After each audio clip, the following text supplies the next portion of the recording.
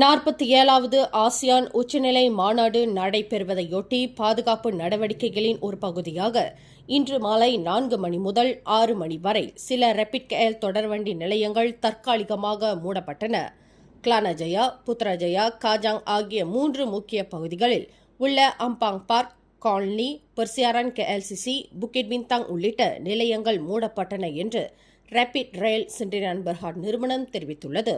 இதனால் பயணிகள் அருகிலுள்ள மோனோரயில் நிலையங்களையோ அல்லது கிளானஜயா வழித்தடத்தில் இருக்கும் கம்போங் பாரு நிலையத்தையோ பயன்படுத்தலாம் என்று பரிந்துரைக்கப்பட்டது. மற்ற தொடர்வண்டி நிலையங்களின் செயல்பாடுகளில் எந்த மாற்றமும் இல்லை என்று ரேபிட் கேஎல் உறுதிப்படுத்தியுள்ளதுடன் பயணிகள் தங்கள் பயணத்தை திட்டமிட அதன் சமூக ஊடக பக்கங்கள் அல்லது பல்ஸ் செயலியை பயன்படுத்துமாறு அறிவுறுத்தப்பட்டுள்ளது. மேலும் செய்திகளை தெரிந்து கொள்ள கீழே இருக்கும் பெல் பட்டனை அழுத்துங்கள். உங்கள் மகிழ்ச்சியை வெளிப்படுத்த லைக் மற்றும் ஷேர் செய்யுங்கள். தொடர்ந்து திசைகளோடு இணைந்திருக்க சப்ஸ்கிரைப் செய்யுங்கள்.